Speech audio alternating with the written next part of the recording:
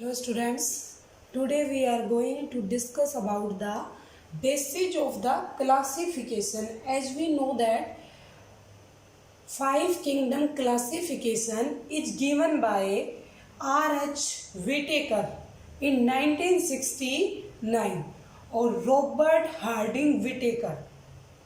R.H. Whitaker is also Robert Harding Whitaker in 1969.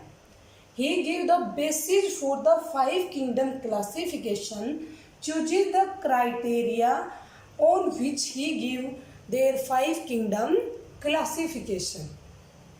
He chose basic these four characters for their five kingdoms. We are going today discuss about these basic characters of their classification. First of all, he see body organization, then cellular structure, third cell wall is present or not, mode of nutrition and ecological role of the organisms. First of all, body organization. In body organizations, on the basis of body organizations, the organisms are mainly of two types, unicellular or a multicellular. And on the basis of cellular structure, they may be eukaryotic or prokaryotic. Eukaryotic in which true nucleus is present and prokaryotic are in which nucleoid or genetic material without nuclear membrane, nuclear envelope is present. Cell wall may be present and absent. Mode of nutrition is also seen. They show all two types of mode of nutrition, may be autotrophic and a heterotrophic. And last, ecological role may be consumer, producer and a decomposer. The first of all, the kingdom Monera. In kingdom Monera, all organisms are unicellular prokaryotic.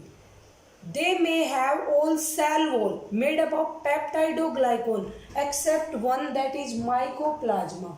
In mycoplasma, cell wall is absent. The bacteria are mainly included in the Monera kingdom. They show both type of nutrition, autotrophic as well as heterotrophic.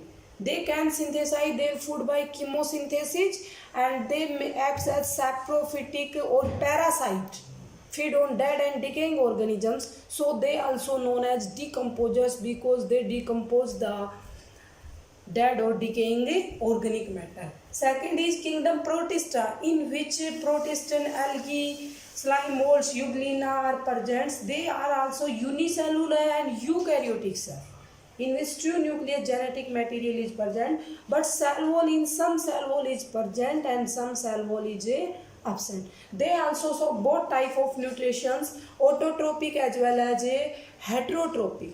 They synthesize their food by itself, maybe algae, and the Protestant protozoans show heterotrophic nutrition, mainly they are a parasitic. And they also act as producer as well as a consumer. Next is kingdom fungi. In kingdom fungi, these are multicellular eukaryotes except one, that is yeast, Saccharomyces cerevisiae. It is also known as Baker's or Brewer's yeast. All fungi except yeast are multicellular and eukaryotic. They have cell wall made up of chitin. It is a type of polysaccharide. Mode of nutrition is present heterotrophic, and these also acts as a decomposer because feed on dead and decaying organic matter. Heterotrophic may be parasitic and saprophytic.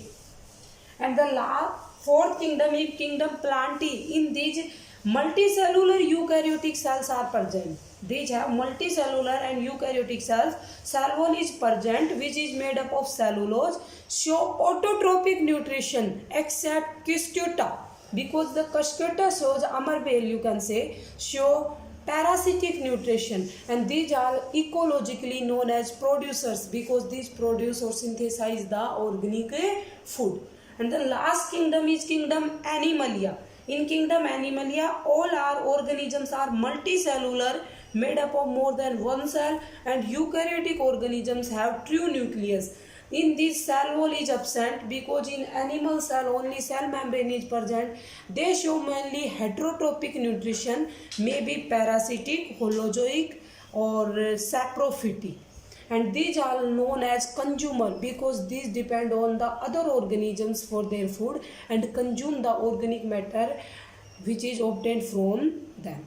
This was the basis of classification or criteria for the five kingdom classification.